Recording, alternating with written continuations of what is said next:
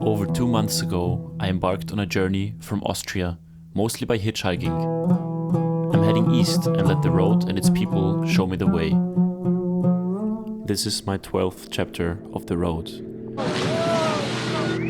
It's the worst disaster of the century. This is worse than war.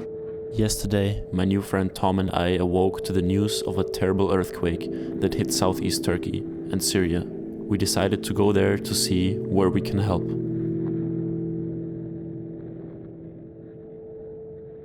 We hitchhiked along the coast to Antalya and met some bus drivers who were willing to build a convoy to Adana, one of many cities affected by the earthquake. We share the road with thousands of stacked pickups, trucks and military vehicles. I sit next to a man named Burak on the way to his parents. He hasn't heard from them since 2 days. Tears in his eyes, I think about telling him maybe they don't have any connection now. He's traveling with nothing more than a little bag of clothes. I give him a bit of my cash.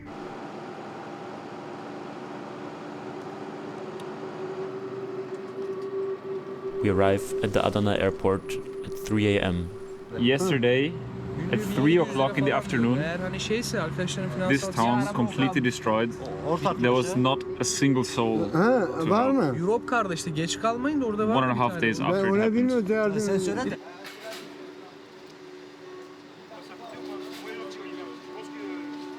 And amidst soldiers, search troops and forces from all over the world, we meet Hamit, Samet and Aslan, 3 Germans originally from Antakya, Hatay. They organized 1.5 tons of donations and brought them by airplane from Germany. Wir gehen jetzt so Richtung Hatay, ja? Ja. Also Antakya ist immer das Schlimmste.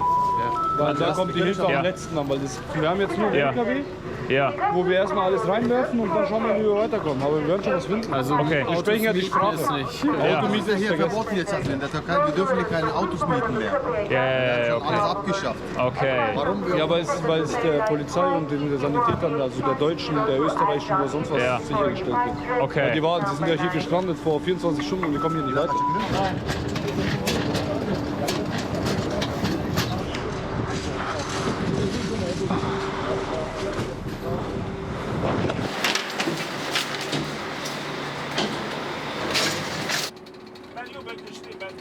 Not having slept for 24 hours until now, I fall asleep in the back seat. As the sun comes up, I slowly start to realize the extent of the disaster. I couldn't fathom what it actually means being in a place where nothing seems to work anymore. You don't know which streets can be taken, and rules don't seem to play a role anymore. The container port is in flames.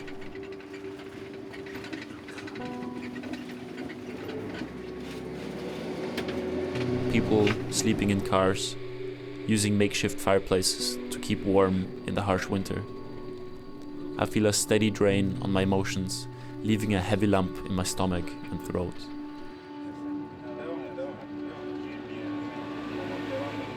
The atmosphere is one of quiet desperation, with the ground beneath our feet feeling unstable, a feeling as if the earth could swallow us any moment. People scramble for resources, from goods arriving in small trucks to makeshift shelters constructed from metal beams. Duydun mu? Ya. İyi dedi. Abi gerçekten o kadar geri zekalı. Abi Hatay'da gerçekten geri zekalı. Ya biz ona şöyle diyoruz abi. Orospu çocuğu çok.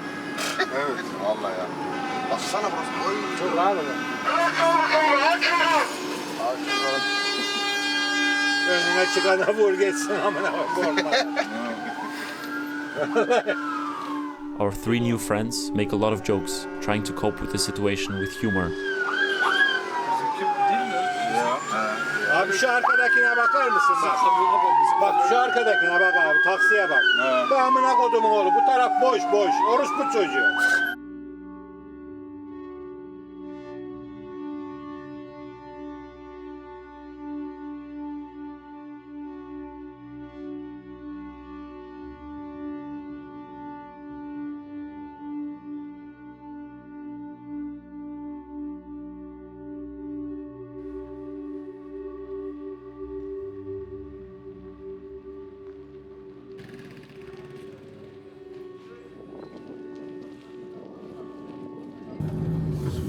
Eigentlich stand hier der Laden, wo ich mich orientiert habe, dass ich hier rechts muss.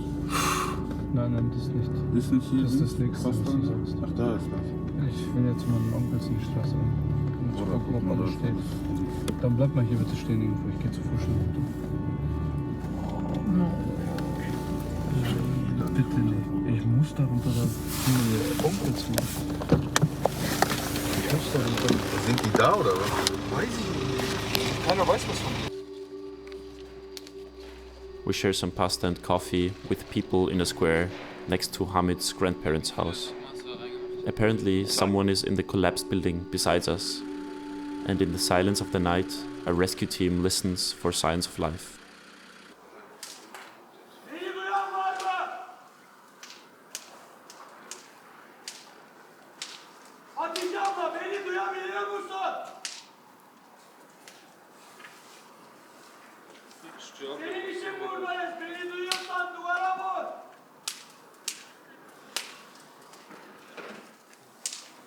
I wonder how they decided when to stop searching.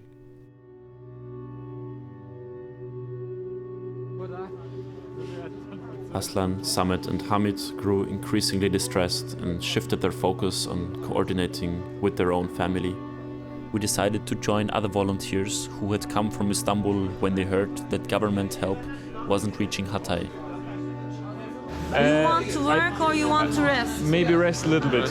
Okay, come with me. This is Beste, one of the volunteers. She's amazing and seems to have been awake ever since the earthquake struck. For us, it has been nearly 48 hours with hardly any sleep. Tom and Vali. Okay. Tom'la Vali katılıyor arkadaşlar bize gönüllü olarak. Okay, you can choose 2 beds. We have mats and sleeping bags at ourselves. We can put them in between somewhere also to not take away space. Okay, if needed. we are working right now. Yeah. You are tired. Okay. So it's okay, you can use it if you want. Okay. We helped organize donations, sorting diapers, food, clothing, shoes. The logistics were challenging, with people impatiently waiting for specific items. Time seemed to blur together as we worked around the clock. Sometimes trucks arrived filled with specific supplies and there was no space to put anything. Time seemed to blur together. Torba için kaç kişi? 1, 2, 3, 4, 5, 6, 7. The square, which had become a makeshift hub for relief work, started to feel like home. People recognized us and we made an effort to keep the area clean while engaging with others. Wherever we went, we encountered people who were overjoyed to see foreigners willing to converse and genuinely interested in their stories.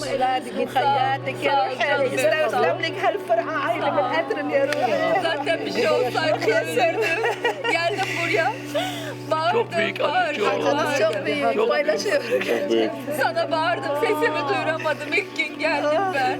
Hasan, İbrahim, Yasemin abla hepsi gitmiş, Ali abla gitmiş. Many volunteers even joined rescue operations without prior training and proper safety equipment, simply because help was not sufficient. They told us about conflicts when people falsely claimed to have heard voices of loved ones from the rubble. They have to prioritize buildings with clear signs of life. A rescue team signals for silence. For 3 minutes, everything stops.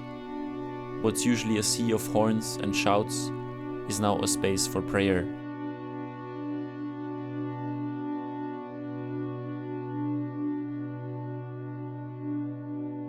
Being a stranger here, in the streets, I started to feel self-conscious.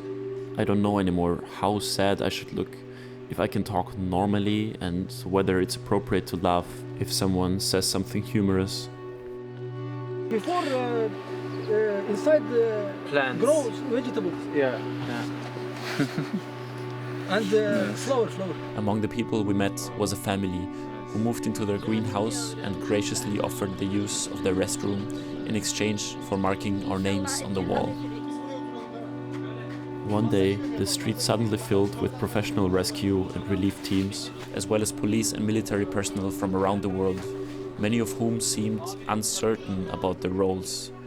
Sensing that our presence was no longer needed, we decided to depart. We handed over the tents to a governmental relief team 5 days after the earthquake. The last thing we wanted was to take up any space or resources. We need to get to a meeting point outside the city to catch a bus waiting to drive the team to Istanbul. We asked another bus in the city for a ride for our group of 34 volunteers, even though the bus was now serving as shelter for some residents. Abi sen istersen bırak bizi. Aynen abi. 1 kilometre falan var zaten. We hitchhiked the bus for 35 people to get to our real bus. Abi girme. Abi girme bizi bırak dön. Tamam biz aşağıdayız. Biz aşağıdayız o zaman tamam. Tamam geliyoruz. We asked the driver to drop us at a gas station in the heart of Turkey. This gas station was kind enough to let us sleep in their praying room. Perfect. And what's the time, Tom? Oh wait, 6 or 7 in the morning. Yeah. 7 in the morning. 7 in the morning. How long was this bus ride? Like 13 hours. Yeah, we started at 6, I think. Yeah. Morning.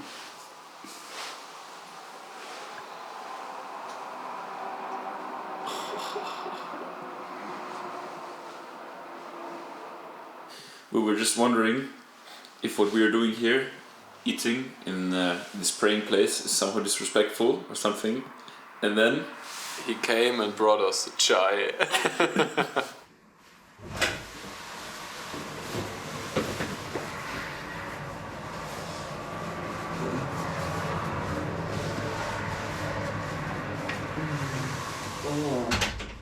Es ist kalt. Ja. We decide to hitchhike to Cappadocia for some time in nature, but I will leave that story for another time.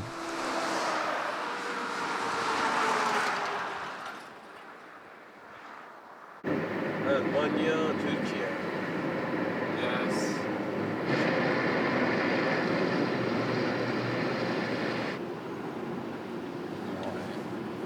Is your dog or just saved? Saved? Yeah. This dog was under the debris for 5 days in the earthquake. They're also coming from Hatay now. Wow, crazy. Oh. And your Aile family is live Istanbul? No, not Hatay. Family no. Okay, okay, good. Yardıma gittik, yardım.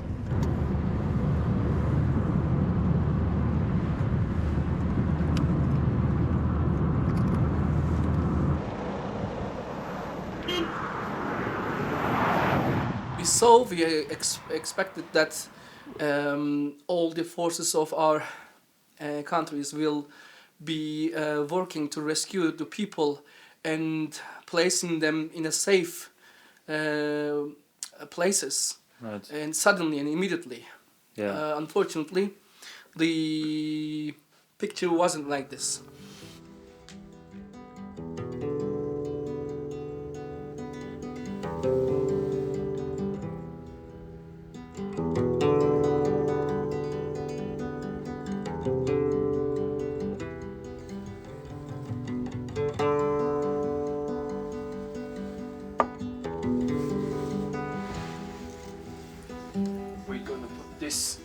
We nail it like this. Nice. So the air is good idea. The cold air is.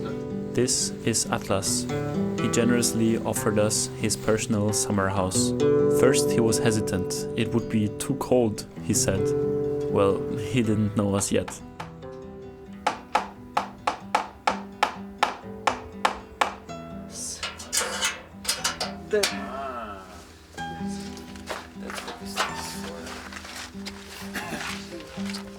Hello kitties, hello there.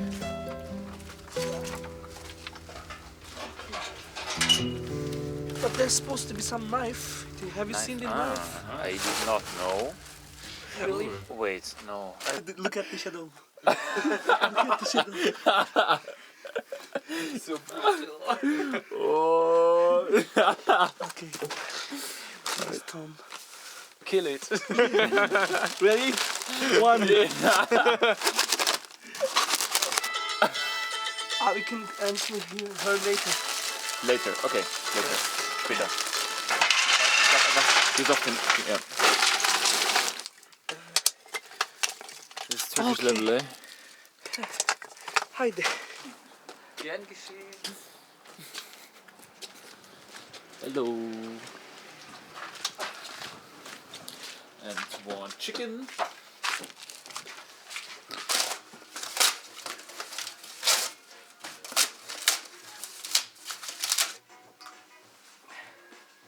Nice. What's the capital of Mexico? Mexico City. And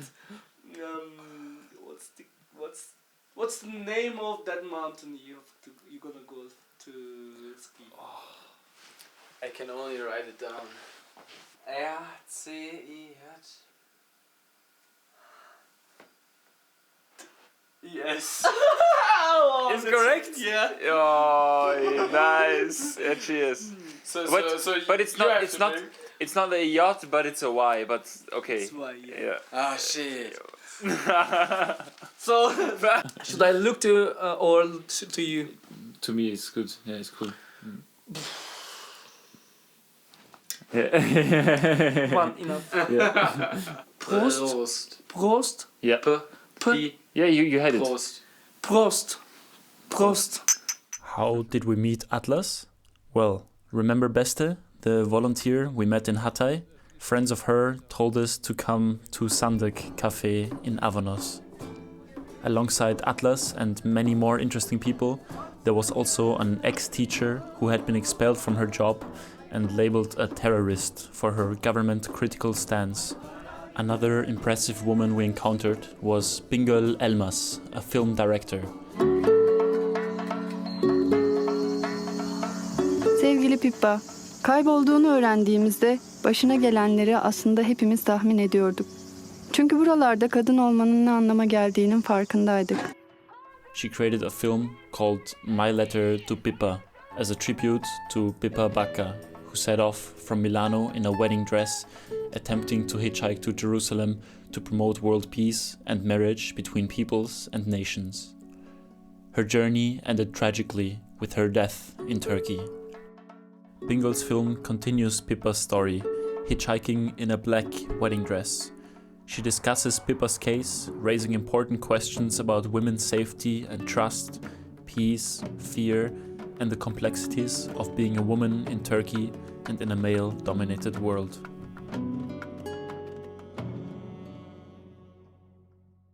So, the cafe. It had become a gathering spot for a group of people helping earthquake victims. Just like Atlas, who has barely slept in the past week.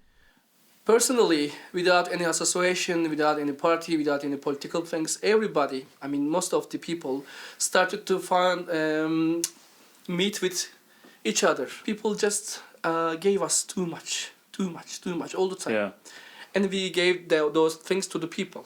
Suddenly in the groups, everybody, for example, one person just writing there's a problem with this family. They don't have this, they are coming, or for example, organizing those transports to pick them up and bring here and provide them a hotel room or a home, and after that provide them their needs. Those hotel owners, they open without any question their rooms. Nobody told us to do like that kind of things. Anatolian people is really emotional, and they are reflecting to that kind of social occasions, social cases. Suddenly, people have faced in thousands of years with many natural or artificial disasters. To this catastrophic thing, the help came from Armenia. from Israel, from Greece also. Yeah. For some people, they are enemies. Yeah. But for us, they weren't. Mhm. Never Mhm. enemies. They were people like us. Mhm. In that kind of bad experiences, people hugging each other. The more we can use quickly our sources, time, energy, efforts, the more we have hope that we can save or help to more lives. So this reflex is already injected somehow to our DNAs. But the other hand is for sure it's political. Yeah. As we're seeing, people doing something but not enough. Seemed like our destiny is in our hand. Yeah, yeah. So instead of sitting, let's do something. It seems like, for example, what the Japan people did there with their apartments, buildings. What technology? What kind of technology? Why not we are not able to use it? But it is not easy to saying like this. Yeah. Because it's related with education system. Last 20 years, it's been extract the philosophy lessons from the primary school or high school. I don't know. I don't remember right now. Yeah. Instead of that, they put instead of philosophy. I mean, not the heavy philosophy, but philosophy kind of. The entrance, the religion of Islam, or something like this. Religions. Right. Of course, everybody respecting to their religions, but the thing is, science and the philosophy, the universal things, supposed to be absorbed by human beings earlier. It means science will be developed. It means people will able to know where to put their new buildings, where to not, or how to put it in developed or undeveloped countries. Developing countries, or I don't know. Maybe I can generalize it or not, but there is some power. The power is political power. This political power, to make his position strong, has to play some games. The good guy needs the bad guy to get to make it legalize their force. But the population, the people believing without questioning. That's why it's education system, I said. For example, shows the Kurdish people are, the Greece people are, the Armenian people are, Israel people are, Jewish people are bad. For example, I'm living here, but all my town is just destroyed. And there is one shop over there, and I have to get some food. I can take it. I'm sorry. In this case, this is not stealing or robbing. I'm so sorry. In the social media, I've seen that one of the people they captured the video. They were carrying huge LCD television or something. For this, I can't say anything. That kind of the bad, being bad is everywhere. Can be in Australia, in Austria, in Germany, in Spain, in Russia. I don't know. But because of there are more than 5 million immigrants in Turkey, and people, most of the people, they were hating them. And now people started to beat them, fight them, full of vomit, their angers upon them. This is racism. Because in 1999 also we had many robbery cases or bad stealing cases, or I don't know the word right now. But there weren't those Syrian people. It is another issue actually. Why the Syrian people they are here? Why? Why? Because their house is bombed. They don't have any homes over there. But why? Instead of thinking this, it is easy way to swear them, fucking Syrians, or fighting them, or torturing them, whatever. But think, please, Who brought them here? Yeah. Who? I'm so sorry, but President Erdogan and United States politics. You know, the Middle Eastern people has no any democracy, but our big brother, United States, bringing him some democracy, dividing them, torturing them, leaving them desperate, leaving them just robbing them their sources, petrol, gas. So personally, instead of thinking this is you that you make me this, we have to think why. Sometimes it's not easy, I can understand. But also we have to have this reflex. You are making me some bad, but what made you to make me this bad? So, ich bin jetzt mit meinem Kumpel unterwegs, er hat mich gerade geholt. Wir fahren gerade Richtung Anverkehr. Ist mein Freund Sayan. Hallo. Ist eigentlich auch aus Deutschland, war aber zu dem Zeitpunkt, wo das Erdbeben war, hier und hat seine Frau und sein Kind verloren. Ich weiß nicht, wie gut du dich an diesen Platz erinnerst. Ihr wart hier. Hier habt ihr doch diese ganzen Zelte aufgebaut und sonst was. Und hier waren überall Apartments, das ist alles weg. Zu deiner Frage mit internationaler Hilfe, die waren ja alle hier. Ich will jetzt auch nichts Falsches sagen, aber nach den Erzählungen von den Menschen hier haben sich die internationalen Hilfen eigentlich schon 3, 4 bis 6 Wochen nach dem Beben zurückgezogen. Es war schön, dass sowieso alle da waren. Also das war ja richtig geil, dass die alle so schnell, die waren ja teilweise schneller wie die türkische Regierung vor Ort. Aber leider ist es natürlich nicht vorbei und leider geht es den Menschen immer noch schlecht. Ich zeige dir jetzt, wir fahren jetzt mal da hoch, also da rein.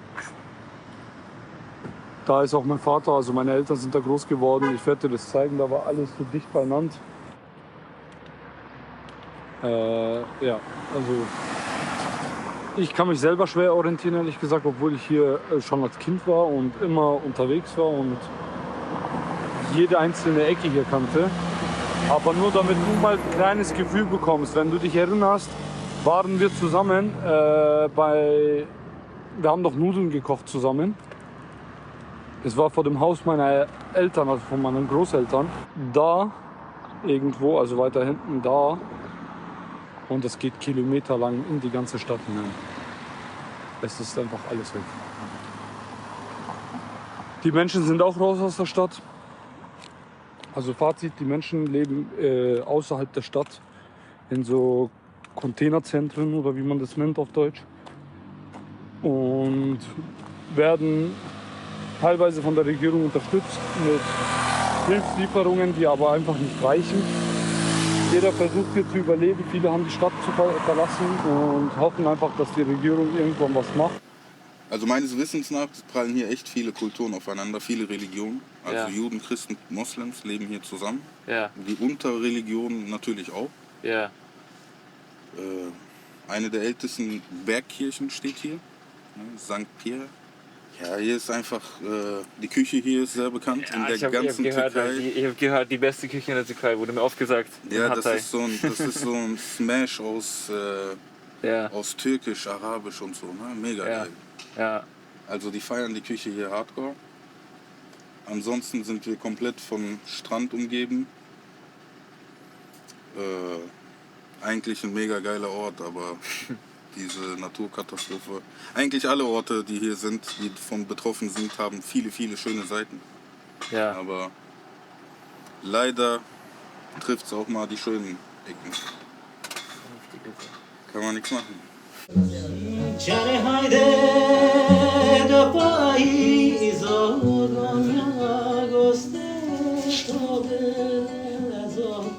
The earthquake ended up taking the lives of almost 70,000 people in Turkey and Syria, leaving millions displaced or without a home. Now, almost 9 months after the earthquake, I talked to some of the people I met back then.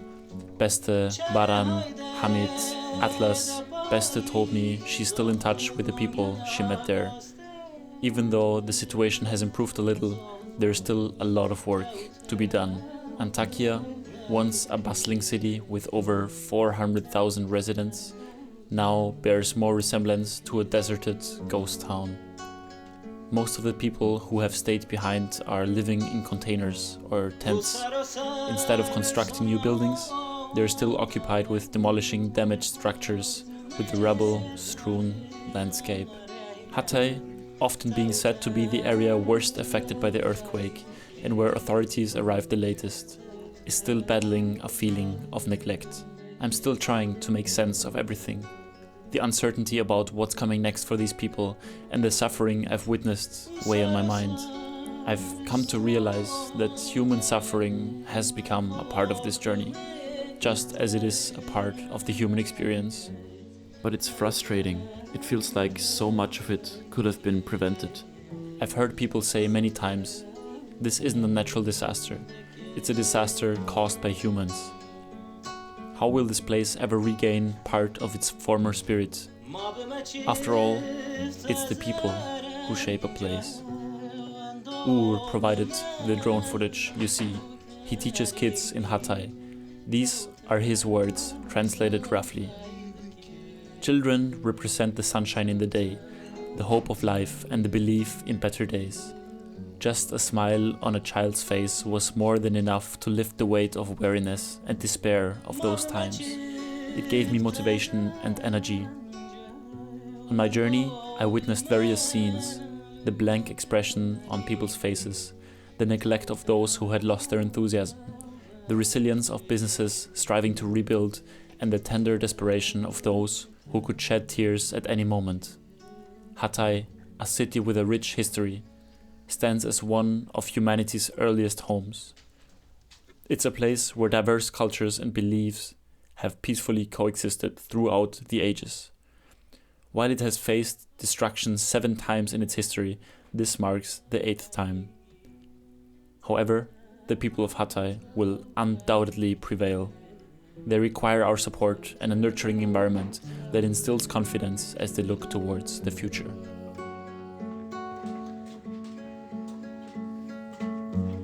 ما بما چفت